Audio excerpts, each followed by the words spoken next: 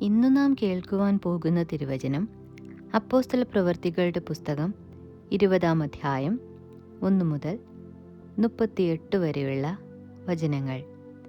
അപ്പോസ്തലപ്രവൃത്തികളുടെ പുസ്തകം 20-ാം അധ്യായം 1 മുതൽ 38 വരെയുള്ള വചനങ്ങൾ.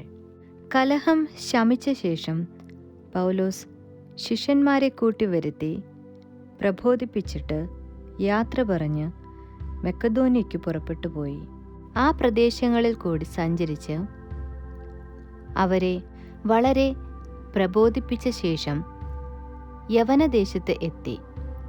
അവിടെ 3 മാസം കഴിച്ചിട്ട് സുറിയയ്ക്ക് കപ്പൽ കയറി പോകുവാൻ ഭാവിക്കുമ്പോൾ യഹൂദന്മാർ അവൻ്റെ നേരെ കൂട്ടുകെട്ടുണ്ടാക്കുകയാൽ മക്കെദോന്യ വഴിയായി മടങ്ങിപ്പോകുവാൻ നിശ്ചയിച്ചു. ബെരോവയിലെ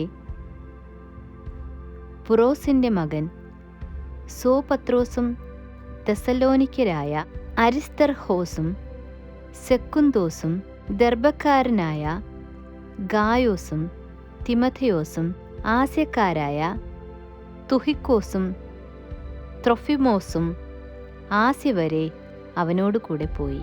അവർ മുൻപേ പോയി ത്രോവാസിൽ ഞങ്ങൾക്കായി കാത്തിരുന്നു.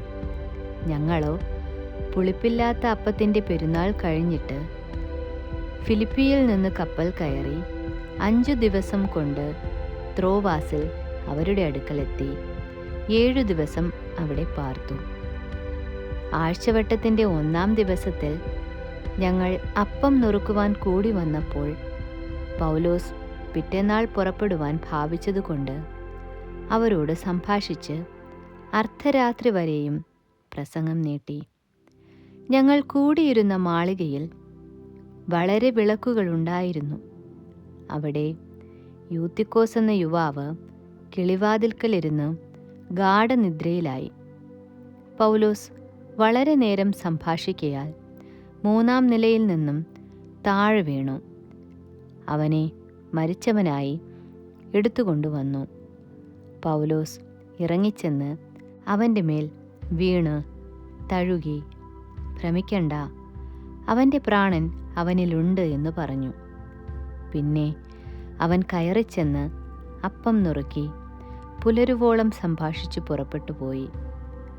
അവർ ആ യുവാവിനെ ജീവനുള്ളവനായി കൊണ്ടുവന്ന് അത്യന്തം ആശ്വസിച്ചു. ഞങ്ങൾ മുൻപായി കപ്പൽ കയറി പൗലോസിനെ അസ്സോസിൽ വെച്ച് കയറ്റിക്കൊള്ളാം എന്ന് വിചാരിച്ച് അവിടേക്ക് ഓടി. അവൻ കാൽനടയായി വരുവാൻ വിചാരിച്ച് ഇങ്ങനെ ചട്ടം കെട്ടിയിരുന്നു. അവൻ അസ്സോസിൽ ഞങ്ങളോട് ചേർന്നപ്പോൾ അവനെ കയറ്റി മിഥിലേനയിൽ എത്തി അവിടെ നിന്ന് നീക്കി പിറ്റേന്നാൾ ഖിയോസ് ദ്വീപിൻ്റെ തൂക്കിലെത്തി.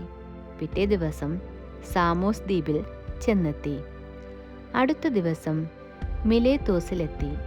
കഴിയുമെങ്കിൽ പെന്തക്കോസ്തു നാളിൽ യെരുശലേമിൽ എത്തിച്ചേരുന്നതിന് പൗലോസ് ബന്ധപ്പെടുകയാൽ ആസിയയിൽ കാലതാമസം ഉണ്ടാകരുത് എന്ന് കരുതി എഫെസോസിൽ അടുക്കാതെ ഓടണം എന്ന് നിശ്ചയിച്ചിരുന്നു. മിലേത്തോസിൽ നിന്ന് അവൻ എഫെസോസിലേക്ക് ആളയച്ച് സഭയിലെ മൂപ്പന്മാരെ വരുത്തി. അവർ അവൻ്റെ അടുക്കൽ വന്നപ്പോൾ അവൻ അവരോട് പറഞ്ഞത്, ഞാൻ ആസിയയിൽ വന്ന 1-ാം നാൾ മുതൽ എല്ലായ്പ്പോഴും നിങ്ങളോട് കൂടെ എങ്ങനെയായിരുന്നു എന്നും വളരെ താഴ്മയോടും കണ്ണീരോടും യഹൂദന്മാരുടെ കൂട്ടുകെട്ടുകളാൽ എനിക്കുണ്ടായ കഷ്ടങ്ങളോടും കൂടെ കർത്താവിനെ സേവിച്ചു വന്നു എന്നും പ്രയോജനമുള്ളതൊന്നും മറച്ചു വയ്ക്കാതെ പരസ്യമായും വീടുതോറും നിങ്ങളോട് അറിയിക്കുകയും ഉപദേശിക്കുകയും ചെയ്തു എന്നും ദൈവത്തിങ്കിലേക്കുള്ള മാനസാന്തരവും നമ്മുടെ കർത്താവായ യേശുക്രിസ്തുവിലുള്ള വിശ്വാസവും യഹൂദന്മാർക്കും യവനന്മാർക്കും സാക്ഷീകരിച്ചു എന്നും നിങ്ങൾ അറിയുന്നുവല്ലോ. ഇപ്പോൾ ഇതാ ഞാൻ ആത്മാവിനാൽ ബന്ധിക്കപ്പെട്ടവനായി യെരുശലേമിലേക്ക് പോകുന്നു. ബന്ധനങ്ങളും കഷ്ടങ്ങളും എനിക്കായി കാത്തിരിക്കുന്നു എന്ന് പരിശുദ്ധാത്മാവ് പട്ടണം തോറും സാക്ഷ്യം പറയുന്നതല്ലാതെ അവിടെ എനിക്ക് നേരിടുവാനുള്ളതൊന്നും ഞാൻ അറിയുന്നില്ല. എങ്കിലും ഞാൻ എൻ്റെ പ്രാണനെ വിലയേറിയതായി എണ്ണുന്നില്ല. എൻ്റെ ഓട്ടവും ദൈവകൃപയുടെ സുവിശേഷത്തിന് സാക്ഷ്യം പറയേണ്ടതിന് കർത്താവായ യേശു തന്ന ശുശ്രൂഷയും തികയ്ക്കണം എന്നേ എനിക്കുള്ളൂ. എന്നാൽ നിങ്ങളുടെ ഇടയിൽ ദൈവരാജ്യം പ്രസംഗിച്ചു കൊണ്ട് നടക്കുന്നവനായ എൻ്റെ മുഖം നിങ്ങളാരും ഇനി കാണുകയില്ല എന്ന് ഞാൻ അറിയുന്നു. അതുകൊണ്ട് നിങ്ങളിൽ ആരെങ്കിലും നശിച്ചു പോയാൽ ഞാൻ കുറ്റക്കാരനല്ല എന്ന് ഞാൻ ഇന്നേ ദിവസം നിങ്ങളോട് സാക്ഷ്യം പറയുന്നു. ദൈവത്തിൻ്റെ ആലോചന ഒട്ടും മറച്ചു വയ്ക്കാതെ ഞാൻ മുഴുവനും അറിയിച്ചു തന്നിരിക്കുന്നുവല്ലോ. നിങ്ങളെ തന്നെയും താൻ സ്വന്തം രക്തത്താൽ സമ്പാദിച്ചിരിക്കുന്ന ദൈവത്തിൻ്റെ സഭയെ മേയ്ക്കുവാൻ പരിശുദ്ധാത്മാവ് നിങ്ങളെ അധ്യക്ഷരാക്കി വെച്ച ആട്ടിൻകൂട്ടം മുഴുവനെയും സൂക്ഷിച്ചുകൊള്ളുവിൻ. ഞാൻ പോയ ശേഷം ആട്ടിൻകൂട്ടത്തെ ആദരിക്കാത്ത കൊടിയ ചെന്നായ്ക്കൾ നിങ്ങളുടെ ഇടയിൽ കടക്കുമെന്ന് ഞാൻ അറിയുന്നു. ശിഷ്യന്മാരെ തങ്ങളുടെ പിന്നാലെ വലിച്ചു കളവാനായി വിപരീതോപദേശം പ്രസ്താവിക്കുന്ന പുരുഷന്മാർ നിങ്ങളുടെ ഇടയിൽ നിന്നും എഴുന്നേൽക്കും.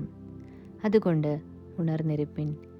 ഞാൻ 3 സംവത്സരം രാപ്പകൽ ഇടവിടാതെ കണ്ണുനീർ വാർത്തും കൊണ്ട് ഓരോരുത്തന് ബുദ്ധി പറഞ്ഞു തന്നത് ഓർത്തുകൊള്ളുവിൻ.